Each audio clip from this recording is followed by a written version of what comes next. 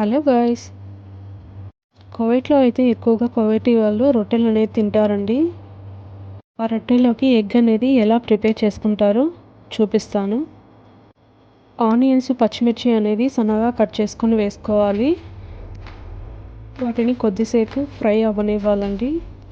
ఇలా ఫ్రై అయ్యేటప్పుడు మనం చిటికెడు పసుపు అనేది యాడ్ చేసుకోవాలి.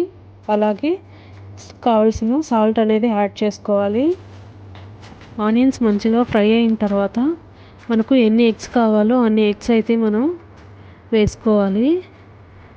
ఇలా ఎగ్స్ వేసుకున్న తర్వాత వాటిని ఈక్వల్గా స్ప్రెడ్ చేసుకోవాలండి. ఎగ్స్ వేసుకొని స్ప్రెడ్ చేసుకున్న తర్వాత ఈ విధంగా సైడ్ చేసుకుంటూ వస్తే మనకు ఆమ్లెట్ అనేది ప్రిపేర్ అయిపోతుంది. మనము గ్యాస్ అనేది లో ఫ్లేమ్లో పెట్టుకుని చేసుకోవాలి, లేకపోతే కింద అయితే మాడిపోతుందండి. జనరల్గా అయితే ఆమ్లెట్ అయితే మనము తిప్పుతాము, బట్ ఇక్కడైతే దీన్నైతే తిప్పాల్సిన అవసరం లేదు. లో ఫ్లేమ్లో పెట్టుకొని చేసుకుంటే మంచిగా ఆమ్లెట్ అనేది ప్రిపేర్ అయిపోతుంది. చూసారా, మనకి ఎగ్ ఆమ్లెట్ అనేది ప్రిపేర్ అయిపోయింది. వీటిని అయితే ఎక్కువగా కువైటీ వాళ్ళు తింటారు.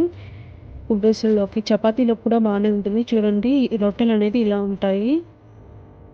కువైట్లో అతి తక్కువ ధరకు దొరికేదైతే ఈ రొట్టెలే అండి. అందరికీ అందుబాటులో ఉంటాయి. ఇచ్చు తూర్ అనేది లేకుండా అందరికీ సేమ్ కాస్ట్లో అయితే అమ్ముతారు. ఈ వైట్ క్రీమ్ని జిబిన్ అనేసి అని అంటారండి. ఇది కూడా యాడ్ చేసుకొని తింటారు. ఎగ్ జిబిన్తో కలిపి ఆ రొట్టెలను అయితే తింటారు. వీడియో నచ్చినట్లయితే సబ్స్క్రైబ్.